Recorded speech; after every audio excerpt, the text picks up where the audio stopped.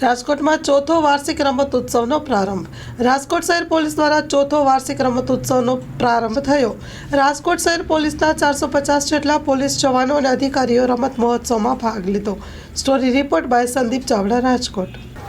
આજે રાજકોટ શહેર પોલીસના રમોત્સવ કાર્યક્રમના શરૂઆત કરવામાં આવ્યા.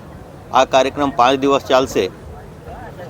અત્યારે કોઈ બંદોબસ્ત વગર નહીં હતા. આ જોઈને આ ટાઈમ પીરિયડને આપણે પસંદ કર્યા હતા.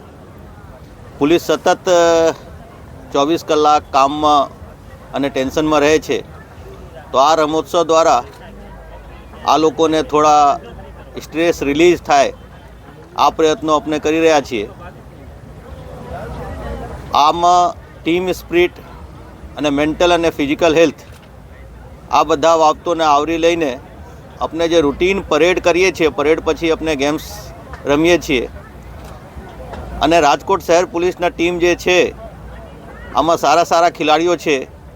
ડીજીપી કપને જ્યારે ટુર્નામેન્ટો થાય તો આમાં હોકીના જ્યારે ટુર્નામેન્ટ થયા તો આપણા શહેર પોલીસના પુરુષના ટીમ પ્રથમ નંબર ઉપર આવ્યા. બાસ્કેટબોલ ટુર્નામેન્ટમાં મહિલાના ટીમ પ્રથમ નંબર ઉપર આવ્યા. આવી રીતે એથ્લેટિક્સ કોમ્પિટિશનમાં પણ આપણે 9 મેડલ લઈને આવ્યા હતા રાજકોટ શહેર પોલીસ દ્વારા. અને પાવર લિફ્ટિંગમાં 6 મેડલ આપણે લઈને આવ્યા હતા. તો આ ખેલાડીઓ અહીંયા પ્રેક્ટિસ કરે. આમાંથી જે ખેલાડીઓ સિલેક્શન થાય આ સ્ટેટ લેવલ ઉપર અને પછી નેશનલ લેવલ ઉપર જે પોલીસના સ્પોર્ટ્સ થાય છે આમાં ભાગ લઈને આ ગુજરાત પોલીસના નામ રોશન કરે આ પ્રયાસ.